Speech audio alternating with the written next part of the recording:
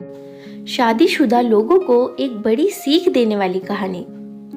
पत्नी ने न जाने क्या किया था कि पति ने उसे एक के बाद एक कई थप्पड़ जड़ दिए। हमेशा हर सिचुएशन को शांति से हैंडल करने वाली पत्नी भी इस बार इतनी अशांत हो उठी कि उसने अपनी चप्पल ही निकालकर पति की ओर दे फेंकी। चप्पल पति के बालों को छूते हुए निकल गई।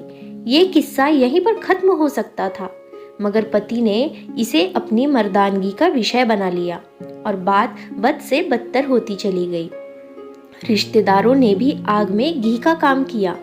किसी ने कहा, जो औरत अपने पति को चप्पल से मार सकती है वो न तो वफादार हो सकती है और न ही पतिव्रता। ऐसी औरत परिवार ही नहीं पूरे समाज पर कलंक की तरह है। बीवी के पक्ष वाले कहाँ पीछे रहने वाले थे। किसी ने कहा, 21वीं सदी में भी जो स्त्री के साथ मारपीट करते हैं उन्हें तो जेल भेज देना चाहिए। तो कोई कहता, जरूर उसको कोई और पसंद आ गई होगी, इसीलिए अब पत्नी से मारपीट करने लगा है। बात कोर्ट तक पहुंच गई। दोनों पक्षों ने एक दूसरे के खिलाफ केस फाइल कर दिया। पति ने चरित्रहीन होने का तो पत्नी ने दहेज और शारीरिक उत्पीड़न का आरोप लगाया। 2 वर्षों से अधिक समय के लिए केस चला था। इन 2 वर्षों के दौरान दोनों पति पत्नी अलग अलग रह रहे थे। इन दोनों वर्षों के दौरान दोनों पक्षों के समर्थकों की संख्या कम हो गई थी।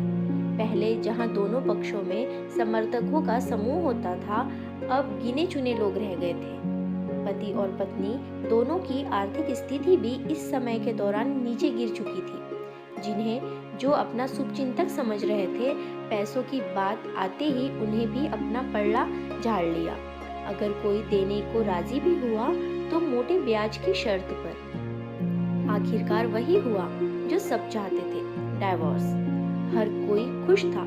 दोनों पक्षों के रिश्तेदार, उनके माता पिता और दोनों के वकील। लेकिन 5 साल की सुखद शादी और एक सुंदर बेटी होने के बाद मिले इस डाइवोर्स से पत्नी मुक्त थी और पति शांत। शायद ये एक इत्तेफाक ही था कि इस खुशी को मनाने के लिए दोनों पक्ष के लोग एक ही चाय की टपरी पर बैठे, आमने सामने।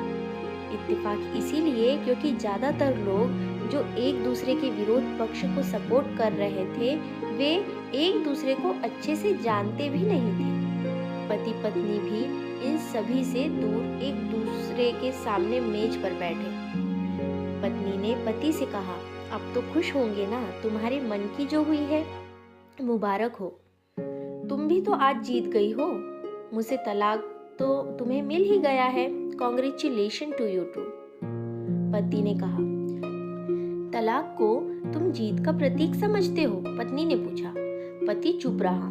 थोड़ी देर की शांति के बाद पति ने कहा, मुझे तुम्हें 5 लाख रुपए अभी और हर महीने 8,000 देने का आदेश है। अभी मेरे पास पैसे नहीं है, इसलिए मेरा जो सिटी में फ्लैट है उसे तुम्हारे नाम कर देता हूँ। पत्नी बोली, लेकिन उस फ्लैट की कीमत तो 18 लाख की है। हाँ, लेकिन हमारी बेटी तुम्हारे साथ है और आगे जाके उसके खर्चे भी बढ़ेंगे, तुम्हें थोड़ी आसानी होगी। पति ने कहा, नहीं नहीं नहीं, मुझे सिर्फ 5 लाख ही देना और तुम हर महीने 8,000 तो देने वाले ही हो, मैं मैनेज कर लूंगी। अगर 5 लाख नहीं है तब भी कोई बात नहीं, पत्नी बोली। दोनों फिर से शांत हो गए। पति सोचने लगा, कितनी भोली और समझदार है ये औरत, जो कुछ समय पहले तक मेरी पत्नी थी और अब अनजान। ये वही है जो कम से कम खर्चे में घर चलाती और पैसे बचाकर मेरे जन्मदिन और बर्थडे पर हमेशा मेरे लिए नए कपड़े खरीद लाती। कभी बीमार भी हो जाती तो पैसे बचाने के लिए मुझे मालूम न होने देती और घरेलू नुस्खों से अपना इलाज कर लेती। मगर घर में कोई और बीमार होता तो तुरंत डॉक्टर के पास लेकर जाती। मेरी ही मति मारी गई थी। मैं ही अपनी झूठी मर्दानगी के चक्कर में इतनी बड़ी गलती कर बैठा। पत्नी के दिमाग में भी उथल पुथल चल रही थी। अभी भी वैसा का वैसा ही है। पहले भी खुद से ज्यादा हमारे बारे में सोचता था और अब भी वही कर रहा है।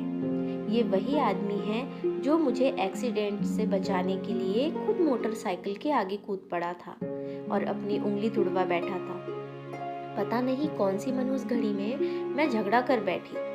पति ने मौन तोड़ते हुए पूछा, अब तुम्हारे कमर का दर्द कैसा है? ज्यादा तकलीफ तो नहीं होती?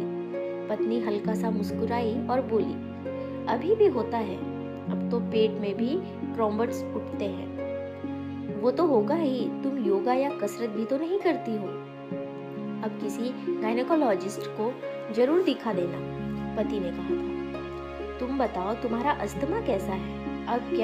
अब भी दौरे पड़ते हैं? पत्नी ने पूछा। हाँ, पड़ते हैं, पहले से ज्यादा, क्योंकि अक्सर इनहेलर भूल जाया करता हूँ। याद दिलाने के लिए तुम जो नहीं हो अब, पति बोला। पत्नी के आंखों में आंसू आ गए। वो बोली, तुम्हें मेरे चरित्र पर सवाल नहीं उठाने चाहिए थे, तो ये परिस्थिति आती ही नहीं। हाँ, मैं जानता हूँ, तुम बहुत अच्छी हो, मुझसे गलती हो गई, बहुत बड़ी गलती। मैं लोगों के बहकावे में आ गया था, पति बोला।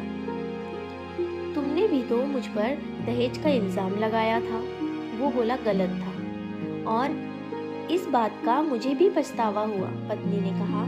पति कुछ कहना चाह रहा था लेकिन हिचकिचा रहा था। पत्नी ने पूछा, कुछ कहना चाहते हो?